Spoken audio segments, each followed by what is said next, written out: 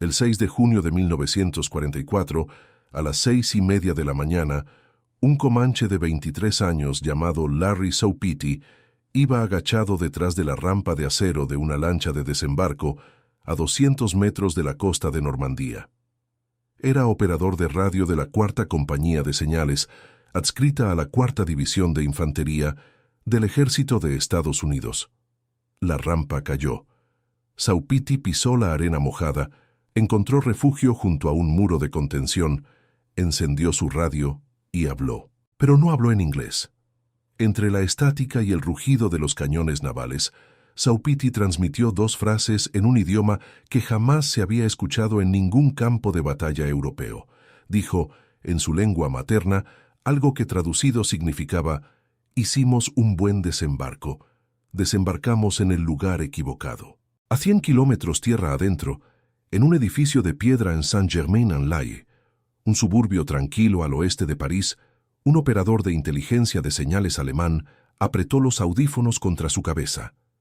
Era uno de los hombres asignados a Kona 5, el regimiento de inteligencia de señales de la Wehrmacht, para el frente occidental. Su centro de evaluación, conocido como NAAS 5, llevaba meses cartografiando la acumulación de radios aliadas al otro lado del Canal de la Mancha. Habían identificado indicativos de unidades, rastreado divisiones por sus huellas electrónicas, catalogado frecuencias enteras. Eran, sin exagerar, de los operadores de intercepción mejor entrenados del planeta. Esa mañana, cuando comenzó la invasión, el aire se llenó de transmisiones. Miles de mensajes por segundo, en voz, en clave Morse, en ráfagas cifradas. Pero algo no encajaba.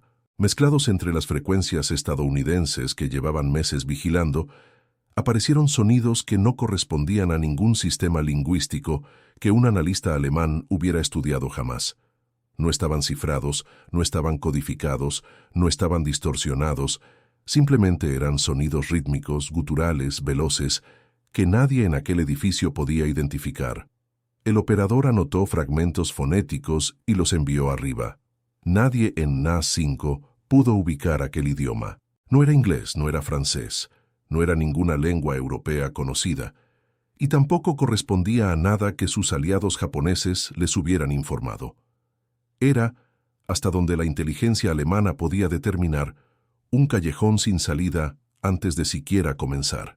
Guarda esa imagen, el operador en Saint-Germain, el lápiz congelado sobre el bloc de notas, los audífonos llenos de palabras nacidas 300 años atrás en las llanuras de Oklahoma, porque para entender cómo llegó a ese momento, hay que entender lo que él había sido antes de que los estadounidenses aparecieran en su radar.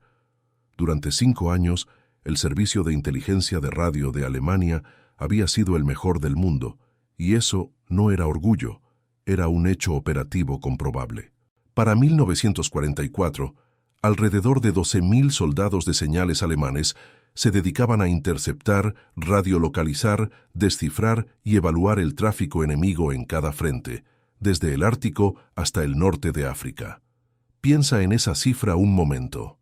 12.000 hombres cuyo único trabajo era escuchar al enemigo hablar, y el enemigo hablaba además. Los alemanes habían descifrado las comunicaciones militares checas en cuestión de horas, 2 veces, usando el mismo método, porque los checos cometieron el mismo error 2 veces.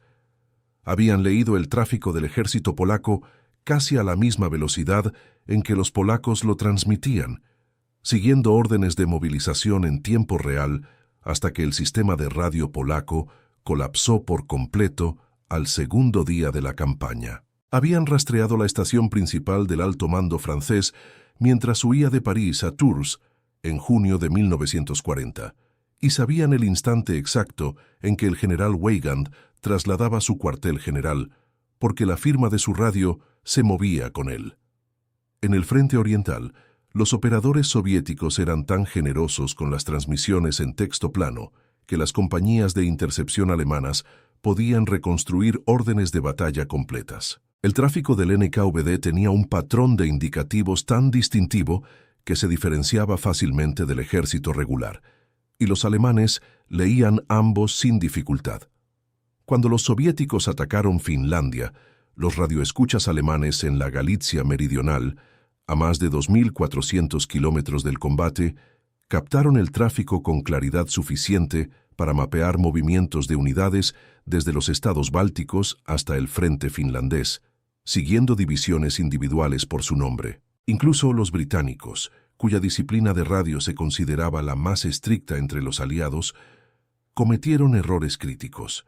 Sus redes de defensa costera transmitían indicativos desde la mesa de quemado en texto claro, sin cifrar, sin cambiar nunca, lo cual permitía a un operador alemán identificar la estación, la red y la cadena de mando en cuestión de minutos de sintonía. El teniente general Albert Braun, quien se convirtió en jefe de señales del ejército alemán en 1944 y más tarde escribió el informe definitivo de posguerra sobre inteligencia de radio alemana, anotó con algo cercano a la incredulidad que los británicos habían perjudicado seriamente el valor de su bien disciplinada organización de radio mediante ese tipo de descuidos.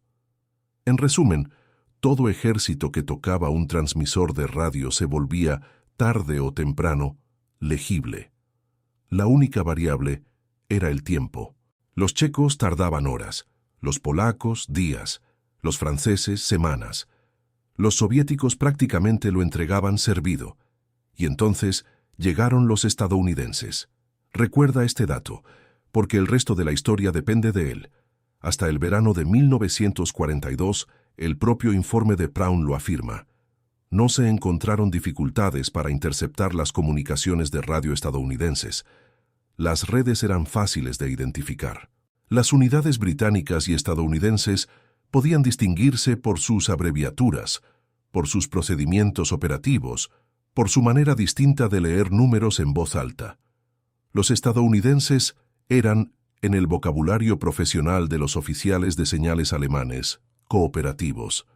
Esa palabra cooperativos es la clave de toda esta historia, porque lo que ocurrió después es la crónica de cómo el servicio de radio más cooperativo de la Tierra se convirtió en el más impenetrable. No porque los estadounidenses aprendieran disciplina, no porque endurecieran sus procedimientos, sino porque se volvieron más estadounidenses todavía.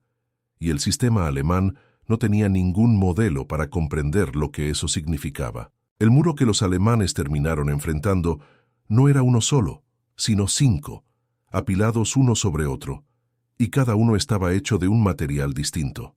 El primero era invisible, no tenía nada que ver con códigos, ni con cifras, ni con lenguas secretas. Nació de un solo ingeniero en una fábrica de radios en Chicago, que convenció al ejército de Estados Unidos de hacer algo que ningún ejército del mundo había intentado jamás. Y en el momento en que el ejército dijo que sí, cada receptor alemán de intercepción, apuntando hacia el oeste, se quedó en silencio. En 1940, el ejército de Estados Unidos tenía un problema con sus radios. Sus equipos tácticos, los que usaban infantes y tripulaciones de tanques en el campo, funcionaban con modulación de amplitud, AM, la misma tecnología que usaba cualquier otro ejército del planeta. Y la AM tenía un defecto que importaba enormemente en combate. Era ruidosa, no en volumen, sino en visibilidad. Una señal AM se dispersaba ampliamente, rebotaba en la ionosfera, viajaba a distancias enormes y podía ser captada por cualquier receptor sintonizado en la frecuencia correcta. Para una estación de intercepción alemana ubicada a 200 metros detrás del frente, el tráfico AM estadounidense era una ventana abierta de par en par. Así funcionaba el mundo en 1940. Las radios hablaban, los enemigos escuchaban. La única protección era el cifrado, y el cifrado era lento, frágil y prácticamente inexistente por debajo del nivel de división. Un sargento pidiendo apoyo de mortero no llevaba una máquina cifradora en su trinchera.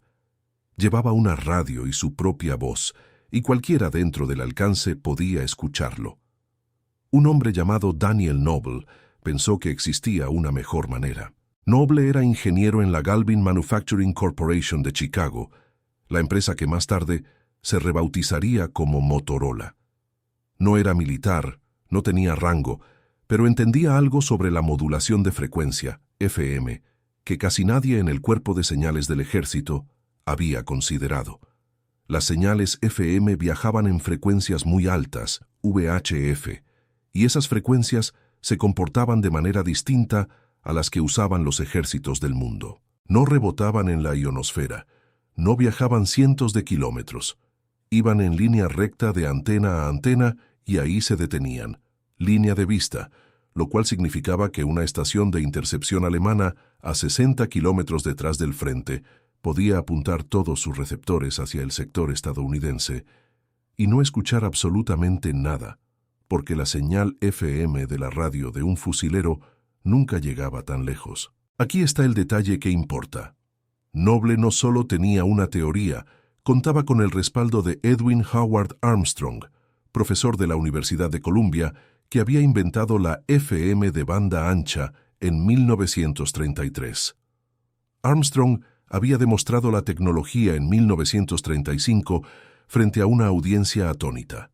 Escucharon el sonido de un vaso de agua siendo vertido, el sonido de un papel siendo rasgado, sonidos que habrían sido basura irreconocible sobre AM, llegando a través del receptor FM con perfecta claridad. Cuando llegó la guerra, Armstrong ofreció sus patentes de FM al Departamento de Guerra de manera gratuita, sin costo de licencia, sin regalías, la tecnología de radio más significativa del siglo XX, entregada al ejército de Estados Unidos a costo cero. Noble aprovechó ese regalo. Se reunió con representantes del cuerpo de señales y argumentó, insistió, presionó, hasta lograr que la siguiente generación de radios tácticas del ejército abandonara la AM por completo y se construyera sobre la base de la FM. El cuerpo de señales ya tenía especificaciones listas para una nueva radio de mochila de infantería usando AM. Noble los convenció de romper esas especificaciones y comenzar de cero. El primer resultado fue la SCR 508, una radio FM montada en vehículos para tanques y jeeps. Se introdujo en marzo de 1942, operaba entre 20 y 28 MHz y por primera vez en la historia, una columna blindada podía comunicarse consigo misma sin transmitir su posición a cualquier unidad de intercepción del continente. El segundo resultado transformó la guerra de infantería. La SCR-300, la radio que se ganaría el apodo de walkie-talkie, pesaba 17 kilos, se cargaba en la espalda del soldado, operaba entre 40 y 48 MHz y le daba a un comandante de compañía un enlace de voz claro con el cuartel general del batallón hasta 8 kilómetros de distancia. Entró en combate por primera vez en Anzio, en enero de 1944, y desde ese día en adelante, la infantería estadounidense libró un tipo de guerra distinto al de cualquier otro ejército del mundo. Pero esta es la cifra que hay que retener. Cada compañía de fusileros del ejército de Estados Unidos también cargaba 6 radios SCR-536, la Handy Talkie, un aparato portátil de 2,5 kilos, lo bastante pequeño para operarse con una sola mano, 6 por compañía, 1 para cada pelotón de fusileros, 2 para el pelotón de armas, 1 para el comandante de la compañía. Solo la 29ª División de Infantería, una sola división desembarcando en Omaha Beach, llevó cientos de estas radios cruzando la arena el 6 de junio. Ningún otro ejército del mundo operaba así. Los británicos no tenían radios portátiles a nivel de pelotón. Los alemanes tampoco. Los soviéticos tampoco. Los japoneses tampoco. El ejército estadounidense había tomado a una empresa de electrónica de consumo de Chicago y había convertido a su infantería en la fuerza más saturada de radios de toda la historia. Ahora piensa en lo que esto significó para los radioescuchas alemanes. Antes de la FM, un operador alemán podía sentarse en su estación y recorrer las bandas de frecuencia estadounidenses como quien gira el dial de una radio doméstica. Podía escuchar comandantes de tanques, observadores avanzados, convoyes de suministro, tráfico de cuartel general, todo flotando en el aire sobre ondas AM que viajaban mucho más allá del campo de batalla. Después de la FM, esas mismas frecuencias se apagaron. La charla táctica, el tráfico de voz en tiempo real, minuto a minuto, que decía dónde estaban las unidades, qué hacían y hacia dónde se dirigían, simplemente desapareció de los receptores alemanes. En julio de 1943, los alemanes capturaron varias SCR-536 y al menos una SCR-300 durante los combates en Sicilia. Las examinaron con cuidado. Sus propios informes técnicos describieron las radios estadounidenses, en sus palabras, como extremadamente efectivas. Entendieron la ingeniería, entendieron el principio, pero entender una tecnología y replicar un sistema industrial completo son cosas muy distintas. Alemania nunca produjo en masa una radio táctica FM equivalente. Para cuando comprendieron lo que la FM significaba para el campo de batalla, las fábricas estadounidenses ya habían construido más de 130.000 handy-talkies, así que el primer muro estaba levantado. Los oídos alemanes, entrenados para escucharlo todo, de pronto escuchaban silencio donde antes había voces estadounidenses. Pero la FM no lo cubría todo. Las comunicaciones de nivel superior, de regimiento a división, de división a cuerpo de ejército, seguían viajando en frecuencias de mayor alcance que las estaciones alemanas sí podían interceptar.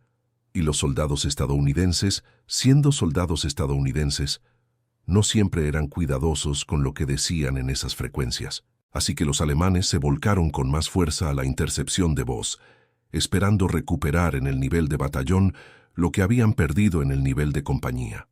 Apuntaron a sus mejores operadores de habla inglesa hacia el tráfico de voz estadounidense, y lo que esos operadores escucharon fue un segundo muro, uno que ninguna cantidad de equipo podía resolver. Para entender el problema que enfrentaban los operadores alemanes, hay que entender qué tipo de inglés hablaban ellos. El Servicio de Inteligencia de Señales de Alemania reclutaba a sus especialistas en idioma inglés de un grupo muy reducido, hombres con educación universitaria, la mayoría de los cuales había aprendido inglés a través de libros de texto, de literatura, del Servicio Mundial de la BBC. Su inglés era preciso, gramaticalmente correcto y a su manera excelente. Podían leer los discursos de Churchill, podían analizar un informe de situación de la Marina Real, podían seguir el tráfico de una brigada blindada británica, porque los británicos hablaban por radio de la misma forma en que escribían un memorando oficial, cortante, formal, estructurado. Cuando un oficial británico transmitía coordenadas, lo hacía siempre de la misma manera, usando el mismo formato, el mismo alfabeto fonético, el mismo lenguaje procedimental. Los operadores de intercepción alemanes describían el tráfico británico como disciplinado y predecible. Predecible era bueno. Predecible significaba legible. Después sintonizaban a los estadounidenses. Imagina la escena. Un operador alemán que pasó 4 años en la Universidad de Heidelberg estudiando literatura inglesa. Puede discutir a Shakespeare. Ha leído a Hemingway. Escucha una transmisión de un batallón de infantería estadounidense en algún punto de Francia. Y lo que llega a sus audífonos es un joven de 20 años de Flatbush, Brooklyn, hablando al doble de velocidad de cualquier oficial británico, comiéndose consonantes, tragándose vocales, usando palabras que no existen en ningún diccionario que ese alemán haya visto jamás. El muchacho en la radio llama a una ametralladora Chatterbox, llama a los Hot Cakes Collision Mats, dice que una posición está all balled up, que el sargento del pelotón bowed the farm, y que hay que mandar pineapples, que significa granadas, pero solo si creciste en un país donde esa jerga existiera. Y eso era antes de contar las groserías. Los soldados estadounidenses habían inventado todo un vocabulario de siglas que funcionaba como un idioma paralelo. SNAFU, situación normal, todo hecho un desastre. FUBAR, hecho un desastre más allá de todo reconocimiento. TARFU, las cosas están de verdad hechas un desastre. Estas palabras aparecían en el tráfico de radio constantemente. No eran un código, no estaban diseñadas para confundir al enemigo. Era simplemente la manera en que los estadounidenses hablaban. Pero para un lingüista alemán entrenado en el inglés de Oxford, escuchar una transmisión que decía algo como «Todo el show está TARFU», «Dile al viejo que necesitamos al plomero aquí antes de que Jerry deje caer otra carga», eso no era una oración, era ruido. Y aquí empeora todavía más. Los Estados Unidos de 1944 no eran un solo país en términos lingüísticos, eran 50. Un muchacho de Boston pronunciaba las palabras distinto a uno de Mississippi. El hijo de un ranchero de Montana usaba expresiones que un obrero de fábrica de Detroit jamás había escuchado. Y el ejército juntó a todos, tejanos, neoyorquinos, montañeses, muchachos del pantano de Luisiana, les puso una radio en la mano y les dijo, hablen. El resultado fue algo que ningún programa de entrenamiento alemán podía anticipar. Cada red de radio estadounidense sonaba distinta a cualquier otra, porque los hombres detrás venían de lugares distintos, usaban jerga distinta, hablaban a velocidades distintas y seguían los procedimientos con una laxitud que horrorizaba a los británicos casi tanto como confundía a los alemanes. Los oficiales de enlace británicos que monitoreaban redes de radio estadounidenses durante la campaña de Normandía anotaron con alarma que los operadores estadounidenses a menudo abandonaban los indicativos apropiados, usaban nombres de pila, hacían bromas, discutían y transmitían información que debía estar cifrada, todo en voz clara, todo en un dialecto que técnicamente era inglés, pero que en la práctica funcionaba como su propio idioma. Piensa ahora en lo que esto significaba desde el lado alemán. Un oficial de señales alemán podía asignar a su mejor hablante de inglés a una frecuencia estadounidense. Ese operador podía grabar horas de tráfico de voz, podía transcribir cada palabra que escuchaba, y cuando llevaba la transcripción al centro de evaluación, el analista terminaba mirando oraciones llenas de metáforas de béisbol, jerga regional, groserías, siglas y apodos improvisados para equipos, posiciones y oficiales, sin poder extraer casi nada de valor táctico. Vale la pena detenerse aquí para apreciar la ironía. El ejército alemán era, en muchos sentidos, la fuerza de combate más disciplinada lingüísticamente de toda la historia. El procedimiento de radio alemán era rígido por diseño. Los indicativos seguían un sistema. Las frecuencias estaban asignadas y se respetaban. Los mensajes se formateaban según el reglamento. Cuando un comandante de tanque alemán transmitía, usaba las mismas palabras en el mismo orden, con las mismas abreviaturas que cualquier otro comandante de tanque alemán. Esto se consideraba una fortaleza. Significaba que cualquier operador alemán podía entender cualquier transmisión alemana de manera instantánea.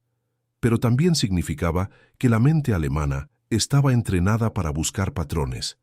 Patrones en el lenguaje, patrones en el procedimiento, patrones en la estructura. Y el servicio de radio estadounidense no tenía patrón, o mejor dicho, su patrón era la ausencia de patrón. La informalidad no era un defecto, era la cultura. Y la cultura no se puede descifrar. Un criptoanalista alemán podía romper un cifrado porque los cifrados siguen reglas matemáticas. Un lingüista alemán podía aprender inglés formal porque el inglés formal sigue reglas gramaticales. Pero nadie podía aprender a pensar como un muchacho de 20 años de Brooklyn que llamaba bucket a un tanque, Satzak a un oficial que le caía mal, y que firmaba sus transmisiones no con un indicativo reglamentario, sino con un apodo que su escuadra le había puesto en el campamento de entrenamiento. Eso no era un código, era una vida entera. Aquí está el hecho que amarra todo. La inteligencia de señales alemana había construido su sistema completo sobre una sola suposición, que la comunicación militar es formal, estructurada y, por lo tanto, analizable. Los británicos confirmaban esa suposición. Los soviéticos la confirmaban. Los franceses la confirmaban. Cada ejército que Alemania había escuchado antes la confirmaba. Los estadounidenses la rompieron, no por intentarlo, no por diseño, sino porque el ejército de Estados Unidos estaba construido a partir de una población civil que no pensaba en línea recta, no hablaba en reglamento y no trataba la radio como un instrumento sagrado de mando. La trataban como trataban el teléfono en casa, como algo que se levanta y se usa para hablar de la manera en que uno habla, 2 casas más allá. Pero la historia no termina aquí, porque incluso si cada operador alemán hubiera nacido en Brooklyn y crecido con el béisbol, aún así, la pura escala de lo que venía por esas frecuencias los habría sepultado. Aquí hay un dato que ayuda a entender contra qué estaba luchando la inteligencia alemana. En las semanas previas al día D, el tráfico de radio del Teatro Europeo de Operaciones, solo del cuartel general, solo de la acumulación de fuerzas, promediaba entre 1.5 y 2 millones de grupos cifrados por día. Por día. Y eso era antes de que un solo soldado pisara una lancha de desembarco, antes de que se encendiera una sola radio táctica. Era simplemente la burocracia de la invasión hablando consigo misma. Ahora multiplica eso. Cuando comenzaron los desembarcos, cuando 150.000 hombres tocaron 5 playas en una sola mañana, y cada uno de esos hombres pertenecía a una unidad con radios, y cada radio transmitía, el volumen de señales estadounidenses no se duplicó, no se triplicó. Se convirtió en una inundación tan vasta que el sistema de intercepción alemán, construido para un mundo donde los ejércitos transmitían decenas o cientos de mensajes al día, se encontró intentando beber de una manguera contra incendios. Considera la aritmética solo a nivel de compañía. Una compañía estándar de fusileros estadounidense cargaba 6 radios portátiles SCR-536. Una división tenía aproximadamente 36 compañías de fusileros.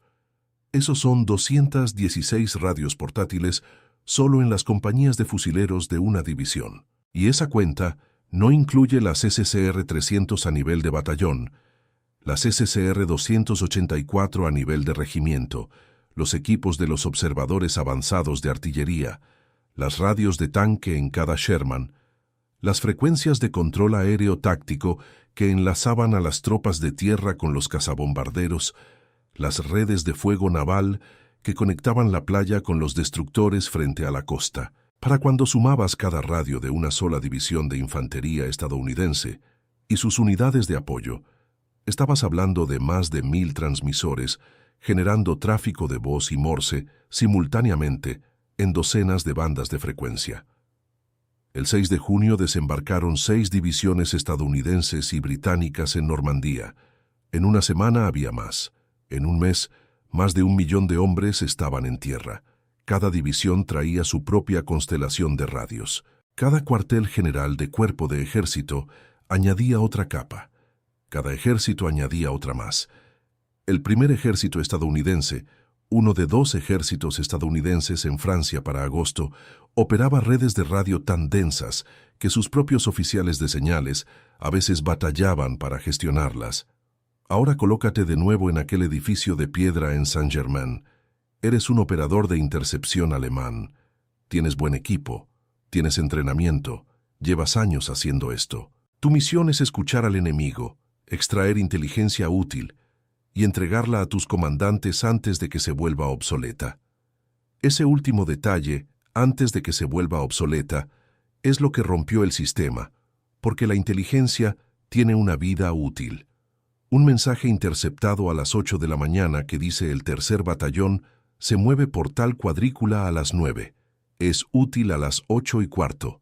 Para el mediodía, es historia. El batallón ya se movió.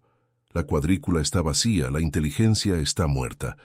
Esto era cierto en cada guerra, en cada frente, pero nunca fue más brutalmente cierto que contra los estadounidenses, porque los estadounidenses se movían rápido, más rápido de lo que los alemanes esperaban, más rápido de lo que su ciclo de inteligencia podía procesar. Así funcionaba ese ciclo. Un operador alemán escuchaba una transmisión. Si era voz, la transcribía, suponiendo que pudiera entenderla, lo cual, como ya vimos, distaba mucho de estar garantizado.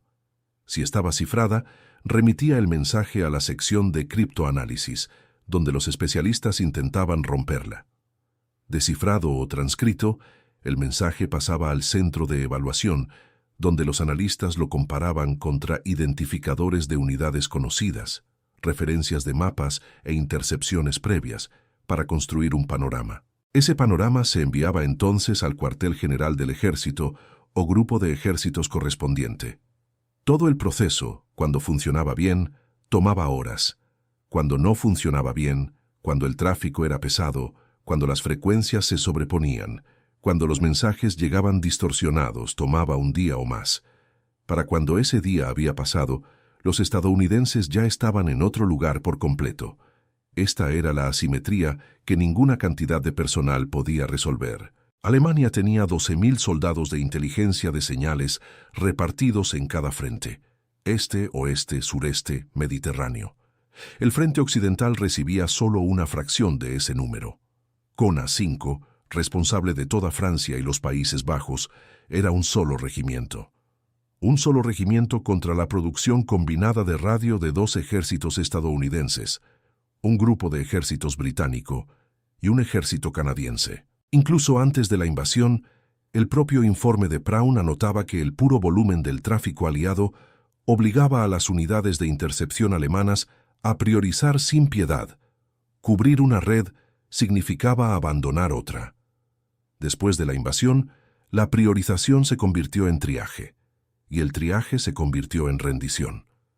Hay una frase en inteligencia de señales: relación de ruido a señal. Cuando esa relación se inclina demasiado, cuando hay tanto ruido que la señal se ahoga, uno deja de intentar encontrar la señal. No se puede procesar, no se puede evaluar, no se puede entregar. Solo se puede escuchar el rugido y saber que en algún punto adentro hay palabras que importan y nunca se van a encontrar a tiempo. Para finales del verano de 1944, la inteligencia de radio alemana, en el frente occidental, era funcionalmente ciega frente a los movimientos tácticos estadounidenses. Todavía podían interceptar algo del tráfico de nivel superior. Todavía podían intentar romper mensajes cifrados con la máquina M209, y lo hacían, leyendo quizás entre un 10 y un 30% de ellos, aunque rara vez lo suficientemente rápido como para que importara. Pero el panorama en tiempo real, la conciencia minuto a minuto de lo que las unidades estadounidenses estaban haciendo sobre el terreno, se les había escapado de las manos por completo. La manguera era demasiado ancha. El agua corría demasiado rápido. 3 muros. Los alemanes no podían escuchar el tráfico táctico de corto alcance, porque las señales FM nunca llegaban a sus estaciones. No podían entender el tráfico de voz que sí lograban interceptar, porque el inglés estadounidense no era el inglés que habían aprendido. Y aunque llegaran fragmentos lo bastante claros para transcribir, el volumen era tan enorme y la velocidad de las operaciones estadounidenses tan implacable que la inteligencia moría antes de llegar al escritorio de un general. Cualquiera de estos muros habría sido un problema serio. Juntos eran incapacitantes, pero los alemanes todavía no habían encontrado lo peor, porque mezcladas en ese océano de estática y jerga, en frecuencias que los alemanes sí podían recibir, había transmisiones en idiomas que no eran simplemente desconocidos, eran idiomas que jamás se habían puesto por escrito, idiomas que venían de un lugar que ningún lingüista alemán había estudiado y ninguna universidad alemana había enseñado. Y la primera vez que los operadores alemanes los escucharon, ni siquiera supieron que estaban escuchando un idioma. La historia de cómo esos idiomas terminaron en un campo de batalla europeo empieza 26 años antes, en un bosque de Francia, durante otra guerra. Octubre de 1918, la ofensiva de Mosa-Argona. La 36ª División de Infantería estadounidense estaba inmovilizada, combatiendo a lo largo del río Aire, y los alemanes leían cada mensaje que los estadounidenses enviaban. Habían intervenido las líneas telefónicas, habían roto los códigos. Cada vez que la 36ª intentaba coordinar un ataque, los alemanes ya sabían que venía antes de que la orden llegara al frente. Un coronel llamado Alfred Wainwright Bloor, comandante del Regimiento 142 de Infantería, caminaba por su área de cuartel general cuando escuchó a 2 de sus soldados conversando. Eran Choctaw de Oklahoma y hablaban en su lengua nativa. Bloor se detuvo. No entendió una sola palabra, y en ese instante comprendió: si él no podía entenderlos, tampoco podían los alemanes. En cuestión de horas, Bloor colocó hablantes Choctaw en los teléfonos de campaña a lo largo de la línea. El 26 de octubre de 1918 se transmitió el primer mensaje de combate en un idioma indígena estadounidense. una orden para retirar 2 compañías de un punto a otro. El movimiento se completó sin interferencia. Un oficial alemán capturado poco después confirmó lo que Blohr sospechaba. Los alemanes, dijo, habían quedado completamente confundidos por el idioma indígena y no habían obtenido ningún beneficio de sus intervenciones telefónicas. En 72 horas, el curso de la batalla había cambiado. Ahora bien, aquí está la parte que importa para nuestra historia. Terminada aquella guerra, la inteligencia alemana y japonesa tomó nota. Entre las 2 guerras, ambas naciones enviaron estudiantes, investigadores y agentes a Estados Unidos para estudiar las lenguas nativas americanas. Visitaron reservaciones, asistieron a cursos universitarios, intentaron construir perfiles lingüísticos de tantas lenguas tribales como pudieron. Fracasaron, no por incompetencia, sino porque la tarea era imposible. Había cientos de lenguas indígenas en Norteamérica. Muchas nunca se habían escrito. No tenían gramáticas estándar. No había diccionarios publicados. Sus estructuras tonales, su sintaxis, sus sistemas verbales estaban tan alejados de cualquier familia lingüística europea o asiática que incluso lingüistas entrenados necesitaban años de inmersión para lograr una comprensión básica. Y los propios estadounidenses lo sabían. Una evaluación de inteligencia militar señalaba que el dialecto navajo se consideraba completamente ininteligible para gente ajena a la comunidad y que se creía que menos de 30 estadounidenses no navajos tenían algún conocimiento real del idioma. Los alemanes habían penetrado exactamente 0 de estas lenguas, así que cuando llegó la siguiente guerra, Estados Unidos lo hizo de nuevo, pero esta vez por diseño. En el invierno de 1940, el ejército reclutó a 17 jóvenes comanches de Oklahoma. Los enviaron a Fort Benning, Georgia, y los asignaron a la 4ª Compañía de Señales de la 4ª División de Infantería. Su sargento instructor quedó sorprendido de lo rápido que se adaptaron a la vida militar. Muchos habían asistido a internados gubernamentales manejados con disciplina cuasi militar, las mismas escuelas que habían intentado arrancarles su idioma y su cultura. Ahora el ejército quería recuperar ese idioma. En Fort Benning, los comanches hicieron algo extraordinario. Construyeron un código dentro de otro código. El idioma comanche en sí era incomprensible para cualquier persona ajena. Esa era la primera capa. Pero encima de eso, crearon 250 términos militares especializados para conceptos que no tenían equivalente en comanche. Los bombarderos se convirtieron en pájaros preñados. Las bombas eran pájaros bebé. Los tanques eran tortugas. Las ametralladoras eran máquinas de coser. Adolf Hitler era el hombre blanco loco, y para las palabras que no tenían ningún código asignado, las deletreaban letra por letra usando palabras comanches al azar, de modo que incluso otro comanche ajeno al programa no pudiera seguir la conversación. Una máquina cifradora militar tardaba hasta 4 horas en codificar y decodificar un mensaje. Un locutor de código comanche lo hacía en menos de 3 minutos. 13 de estos hombres desembarcaron en Utah Beach el 6 de junio de 1944. Y aquí es donde la historia regresa al punto donde comenzamos, porque el primer mensaje codificado transmitido desde la playa esa mañana fue enviado por el soldado de primera clase Larry Saupiti, el mismo joven de 23 años que conocimos al inicio de esta historia. Hicimos un buen desembarcamos en el lugar equivocado. Ese mensaje viajó de la radio de Saupiti a otro comanche en la red de señales de la división. Fue traducido al inglés y transmitido por la cadena de mando, todo en cuestión de minutos. Cualquier operador alemán que hubiera interceptado esa transmisión solo escuchó el sonido de un idioma que no tenía forma escrita, ningún equivalente europeo, ningún punto de entrada para el análisis. Los comanches combatieron a través de Francia y hacia Alemania. Estuvieron en Cherburgo, estuvieron en Saint-Lô, estuvieron en el bosque de Hürtgen y en la batalla de las Ardenas. Varios resultaron heridos, ninguno murió. Su código nunca fue descifrado, y no estuvieron solos.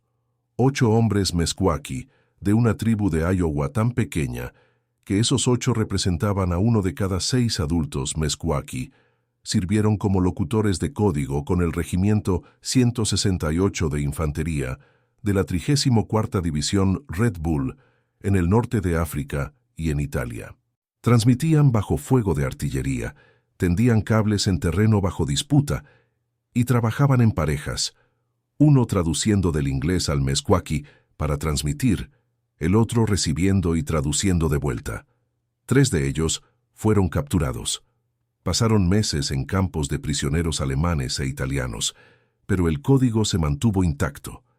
Los alemanes nunca lo rompieron, porque no había nada que romper. No había un sistema, no había un algoritmo, solo había un idioma vivo hablado por unos cuantos cientos de personas en todo el planeta, llevado a la guerra por hombres a quienes de niños les habían dicho que su idioma no valía nada.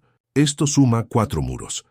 La FM que los receptores alemanes no podían escuchar, la jerga que los lingüistas alemanes no podían descifrar, el volumen que los analistas alemanes no podían procesar y los idiomas que la inteligencia alemana ni siquiera podía identificar, mucho menos decodificar.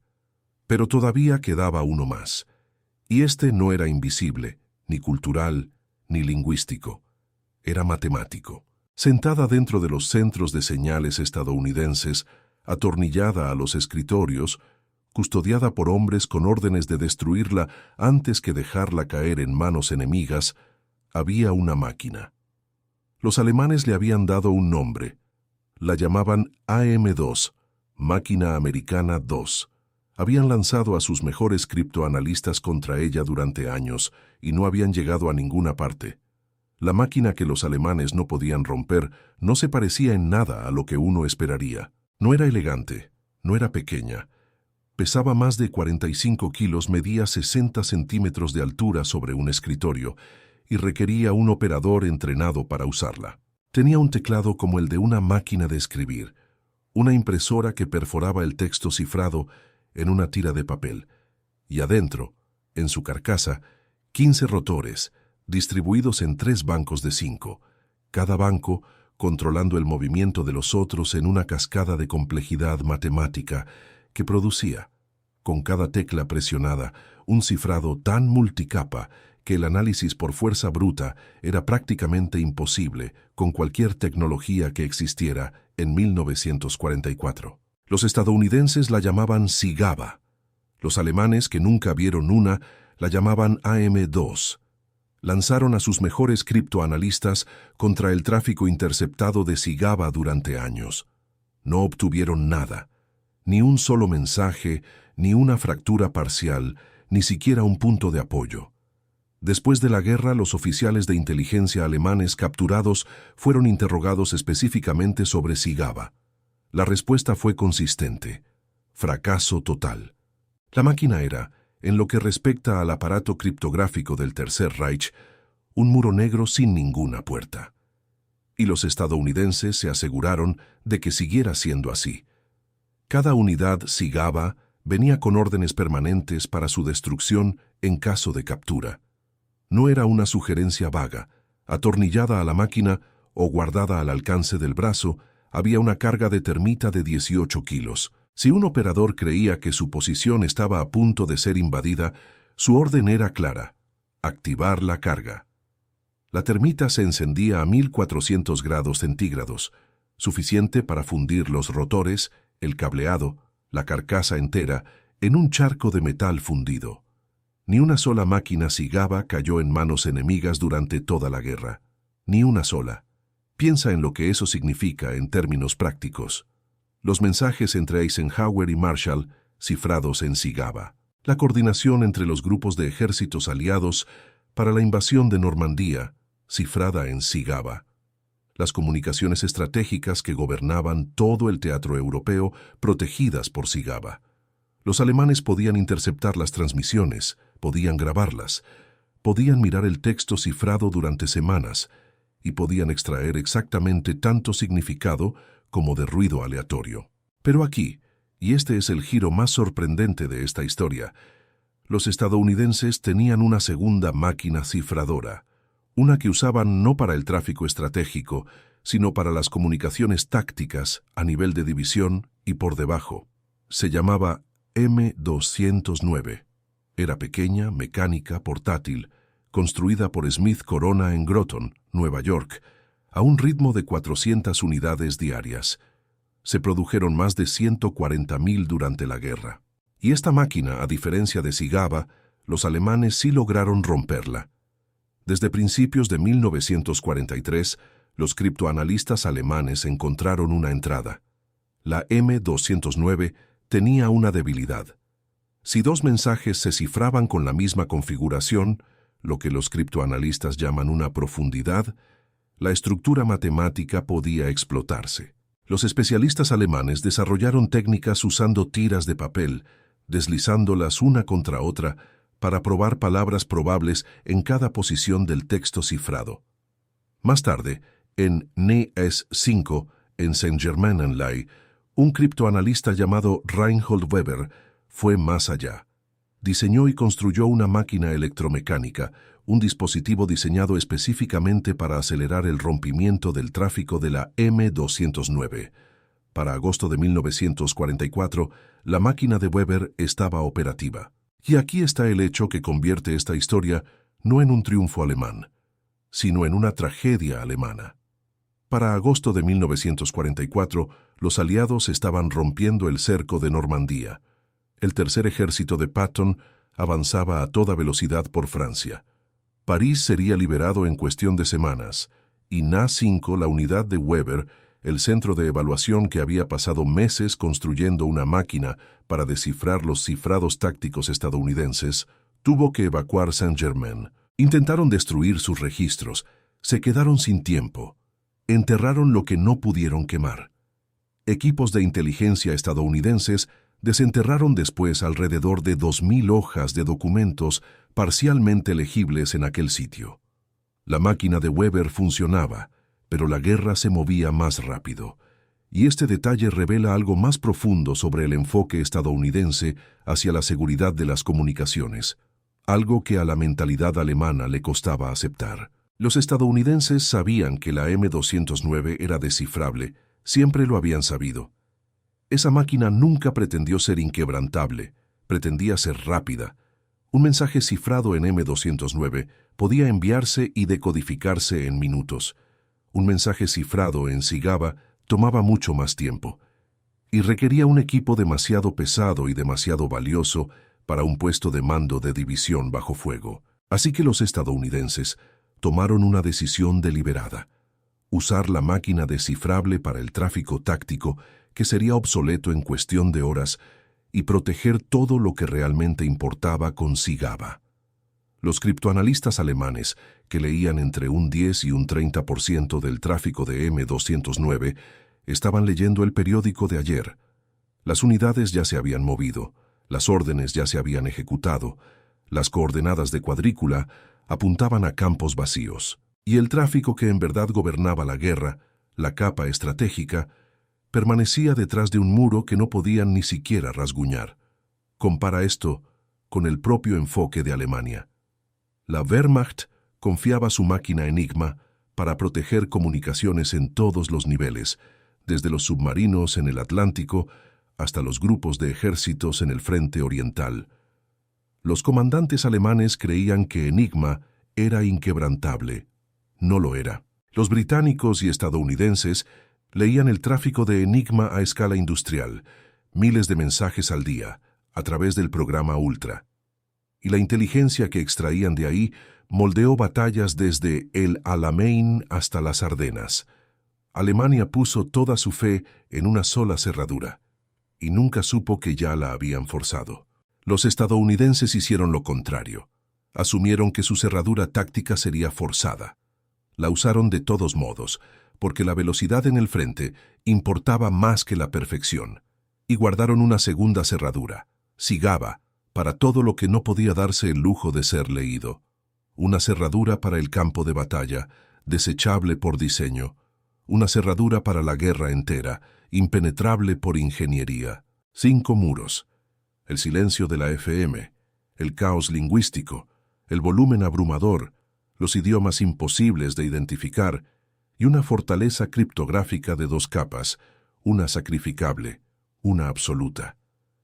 Cualquiera de estos muros habría degradado la inteligencia alemana. 2 habrían sido serios. Los 5 juntos hicieron algo que ningún enemigo le había hecho jamás al servicio de radio de Alemania.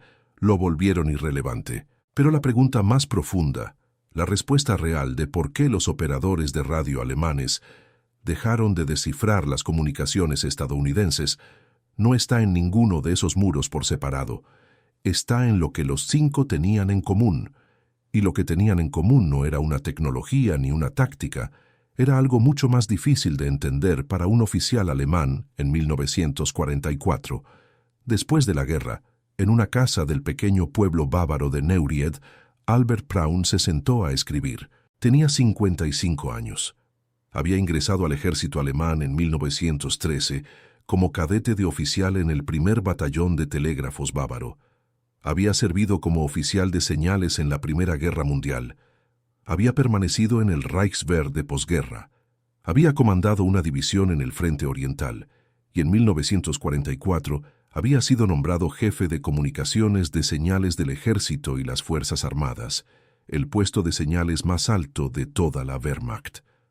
Ahora, la guerra había terminado. Alemania estaba en ruinas y la división histórica del ejército estadounidense le había pedido que produjera un informe completo sobre la inteligencia de radio alemana.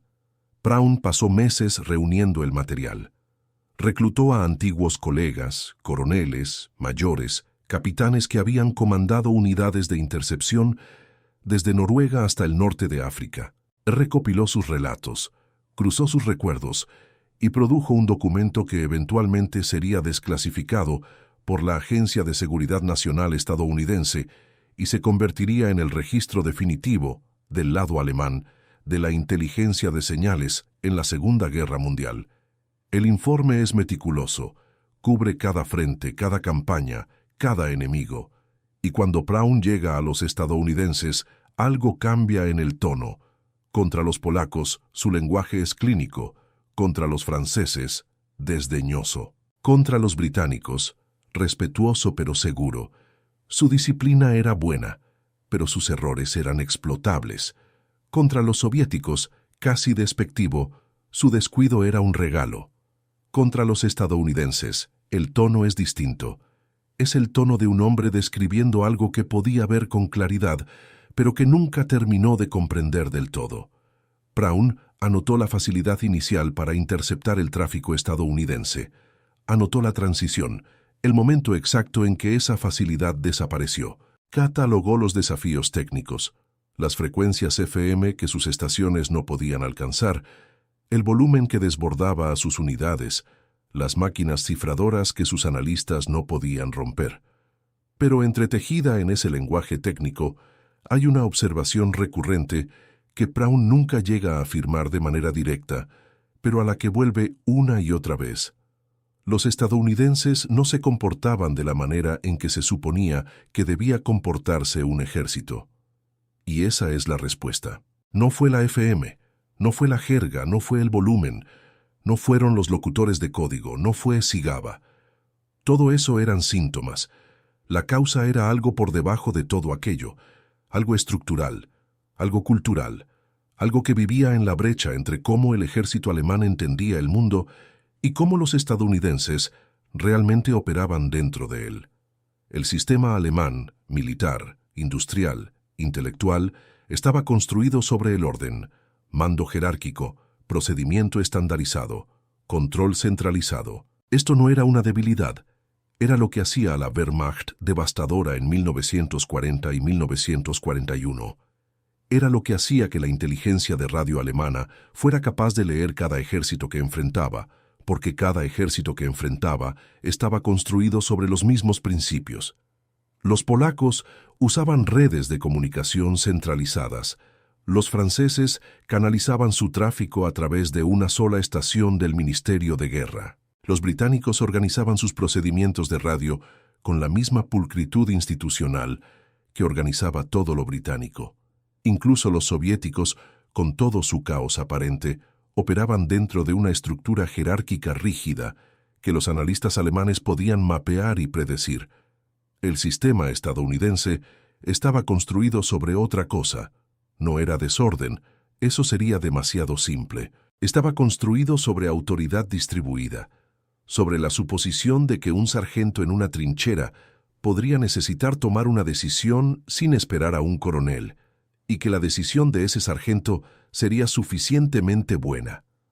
Sobre la suposición de que un comandante de compañía de 22 años con una radio podía pedir apoyo de artillería, ajustar el fuego, redirigir a todo un batallón en minutos, bajo su propia autoridad, con sus propias palabras. Las radios no eran solo herramientas de comunicación, eran instrumentos de una filosofía de mando que empujaba la toma de decisiones hacia el nivel más bajo posible, y confiaba en que los hombres en ese nivel actuarían bien.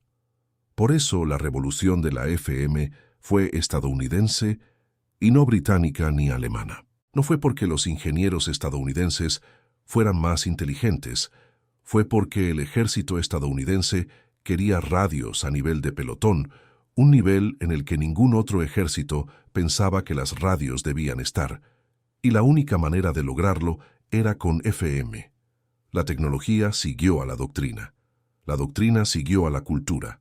Por eso la jerga era impenetrable. No fue porque los estadounidenses fueran descuidados, fue porque el ejército había tomado a 12 millones de hombres de cada rincón de una nación vasta, diversa y multilingüe, obreros y granjeros, hijos de inmigrantes y muchachos universitarios, hombres que hablaban el inglés de Harlem y el inglés de los Apalaches, y los había puesto a todos en la misma frecuencia. La diversidad no era una falla de entrenamiento, era la composición misma del país. Por eso el volumen era aplastante. No fue porque los estadounidenses desperdiciaran tiempo de radio, fue porque la base industrial detrás de ellos podía producir 130.000 radios portátiles y enviarlas al frente, una producción que la industria alemana, privada de materias primas y bajo bombardeo constante, no podía siquiera acercarse a igualar. La producción siguió a la capacidad siguió a la economía. Y por eso funcionaron los locutores de código. No solo porque el comanche o el mescuaqui fueran idiomas obscuros, que lo eran, sino porque Estados Unidos era la única nación en la Tierra que contenía dentro de sus propias fronteras cientos de lenguas indígenas habladas por ciudadanos dispuestos a servir en su ejército. La diversidad que se había usado para marginar a esos hombres, los internados, la asimilación forzada, la supresión de sus culturas, había fracasado en borrar sus idiomas, y esas lenguas sobrevivientes se convirtieron en armas que ningún enemigo podía replicar, porque ningún enemigo las tenía. 5 muros, un solo fundamento. El fundamento era un país demasiado grande, demasiado diverso, demasiado descentralizado y demasiado productivo, para que cualquier sistema jerárquico de inteligencia pudiera modelarlo. Los alemanes no podían descifrar la charla estadounidense porque esa charla no era un sistema, era una cultura, desordenada, informal, veloz, multilingüe y vasta, transmitida a la velocidad del sonido, en frecuencias que los alemanes no podían escuchar, en dialectos que no podían analizar, en idiomas que no podían nombrar, a un volumen que no podían procesar, detrás de cifrados que no podían romper. Braun nunca escribió esas palabras exactas, pero su informe, leído con cuidado, dice exactamente eso en el espacio entre lo que documentó y lo que jamás pudo explicar. Queda algo más por contar, y es silencioso. Es sobre lo que pasó después de que las radios se apagaron. La guerra terminó el 8 de mayo de 1945. Las radios se quedaron en silencio y los hombres detrás de ellas volvieron a casa, los que sobrevivieron, a vidas que la guerra había interrumpido pero no borrado. Albert Braun fue tomado bajo custodia estadounidense.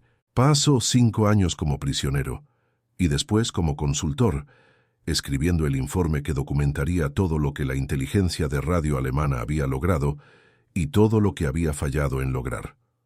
Murió en 1975 en Múnich, a los 80 años. Su informe, desclasificado, archivado, en gran parte olvidado, reposa en los archivos de la Agencia de Seguridad Nacional estadounidense, un monumento de 600 páginas a un sistema que dominó a cada enemigo que enfrentó, excepto al único que no pudo modelar. Reinhold Weber, el criptoanalista que construyó la máquina para romper la M209 en NAS 5, sobrevivió a la evacuación de Saint-Germain. Su dispositivo, ensamblado con piezas de precisión en una antigua fábrica de puros cerca de Frankfurt, funcionaba, rompía los cifrados tácticos estadounidenses y no importó. La guerra se había movido demasiado rápido. La historia de Weber no se hizo pública hasta 2004, cuando él mismo publicó un relato de su trabajo. Para entonces, la máquina que había construido existía solo en la memoria. Edwin Howard Armstrong, el profesor de Columbia que inventó la radio FM y entregó sus patentes al ejército estadounidense de manera gratuita, el hombre cuya tecnología levantó el primer muro e hizo invisibles las comunicaciones tácticas estadounidenses, nunca vio reconocimiento por lo que su regalo significó en el campo de batalla. Después de la guerra quedó consumido por litigios de patentes contra la RCA, que había adoptado la FM para la radiodifusión comercial sin una compensación adecuada. El 31 de enero de 1954, Armstrong se puso el abrigo y el sombrero, abrió la ventana de su departamento en el piso 13 frente al río East en Nueva York y saltó. Tenía 63 años. El hombre que le dio al soldado estadounidense una voz que el enemigo no podía escuchar, murió en silencio. Daniel Noble regresó a Galvin Manufacturing, a Motorola, como se había rebautizado la empresa después de la guerra. Se convirtió en vicepresidente ejecutivo de la compañía y ayudó a construirla hasta volverla una de las firmas de comunicaciones más grandes del mundo. La SCR 300, su creación de tiempos de guerra, evolucionó hacia las radios policiales, las radios de servicios de emergencia, y eventualmente hacia la tecnología celular que Motorola llegaría a pionerar décadas después. Cada vez que levantas un teléfono y hablas con alguien sin pensar en quién podría estar escuchando, estás viviendo en el mundo que Daniel Noble ayudó a construir, y los locutores de código volvieron a casa. Los 13 hombres comanches de la Cuarta Compañía de Señales, los que desembarcaron en Utah Beach, combatieron a través de Cherburgo y St. Louis, sobrevivieron el bosque de Hürtgen y las Ardenas, regresaron a Oklahoma. Varios habían sido heridos. Todos cargaban estrellas de bronce y corazones púrpura. Ninguno había muerto. En julio de 1946, el pueblo de Walters, Oklahoma, celebró el primer regreso a casa comanche para recibirlos. Hubo cantos, hubo danzas al viejo estilo, el estilo guerrero que los internados gubernamentales habían intentado erradicar. Los hombres que habían usado su idioma como arma se pararon en círculo y lo escucharon hablado en celebración. Pero el mundo no escuchó su historia. Su servicio estaba clasificado. Durante décadas, los locutores de código comanches vivieron vidas ordinarias, trabajando, formando familias, envejeciendo, sin poder contarle a nadie lo que habían hecho. Lo mismo ocurrió con los 8 hombres Meskwaki de la 34ª División, 3 de los cuales habían soportado campos de prisioneros alemanes e italianos, sin revelar jamás la existencia del código. Volvieron al pequeño asentamiento Meskwaki en Iowa, una comunidad tan unida que sus 8 familias representaban una parte significativa de toda la tribu, y no dijeron nada. No fue sino hasta 1968 que el ejército desclasificó los programas de locutores de código. Aún así, el reconocimiento llegó lento. Los locutores de código navajo del Pacífico recibieron la Medalla de Oro del Congreso en 2001. Los locutores comanches y Meskwaki esperaron más tiempo. En 2013, casi 70 años después de la guerra, el Congreso otorgó la Medalla de Oro del Congreso a locutores de código de 33 tribus, incluyendo a los comanches y a los Meskwaki. Para entonces, cada uno de los locutores comanches originales había fallecido. Charles Chibiti, el último de ellos, murió en 2005, a los 83 años. Pocos años antes de morir, dijo algo que pesa más que cualquier párrafo del informe de 600 páginas de Brown. Dijo: «Mi idioma ayudó a ganar la guerra, y eso me hace sentir orgulloso, muy orgulloso. Su idioma, el mismo que habían intentado quitarle». Larry Saupiti, el joven en Utah Beach, la voz que abrió esta historia, las primeras palabras en comanche jamás transmitidas en un campo de batalla europeo. Sobrevivió la guerra, volvió a Oklahoma y vivió tranquilamente hasta su muerte. Había sido el operador de radio personal, chofer y ordenanza del general de brigada Theodore Roosevelt Jr. Roosevelt murió de un infarto en Normandía, 5 semanas después del desembarco, el hombre de mayor edad en la playa y el único general en la primera oleada. Saupiti le sobrevivió por décadas, pero su guerra empezó y terminó con el mismo instrumento, una radio, una voz y un idioma que ningún operador alemán sobre la faz de la tierra podía descifrar. Vuelve a esa mañana del 6 de junio, al muro de contención en la playa, al muchacho de 23 años con la radio pegada al oído, hablando en una lengua que sus propios abuelos habían mantenido viva a pesar de todo lo que el gobierno había hecho para apagarla. Y vuelve también, al mismo tiempo, a Saint-Germain-en-Laye, al operador alemán con los audífonos apretados, el lápiz congelado sobre el papel, escuchando un idioma que no podía nombrar, dentro de un océano de radios que no podía contar, en frecuencias que ni siquiera debería haber podido alcanzar. Los dos hombres nunca se conocieron, nunca supieron el nombre del otro. Pero por unos segundos, el 6 de junio de 1944, sus dos mundos se tocaron a través del aire, uno hablando con la certeza de que jamás sería entendido, el otro escuchando con la certeza de que jamás entendería. Esa es la imagen que resume por qué los operadores alemanes dejaron de intentar descifrar la charla estadounidense.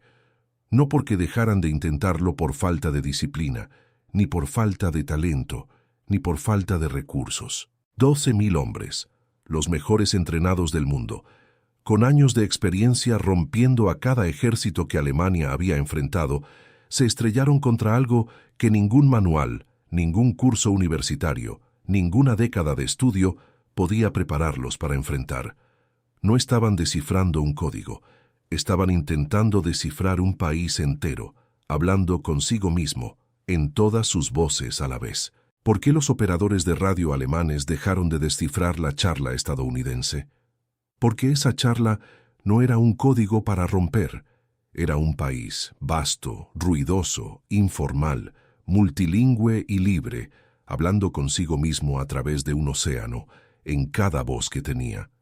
Gracias por acompañarme hasta el final de esta historia. Si este relato te dejó pensando, un like ayuda muchísimo, le dice al algoritmo que estas historias importan y ayuda a que lleguen a más personas que quieren escucharlas. Si todavía no estás suscrito, sería un honor tenerte aquí. Dale a suscribirse y a la campanita para que no te pierdas la próxima historia. Y quiero preguntarte algo. ¿Desde dónde nos estás viendo hoy? Y si alguien en tu familia sirvió en la Segunda Guerra Mundial, un padre, un abuelo, un tío abuelo, me encantaría leer sobre ellos en los comentarios. Estas historias nos pertenecen a todos. Nos vemos en la próxima.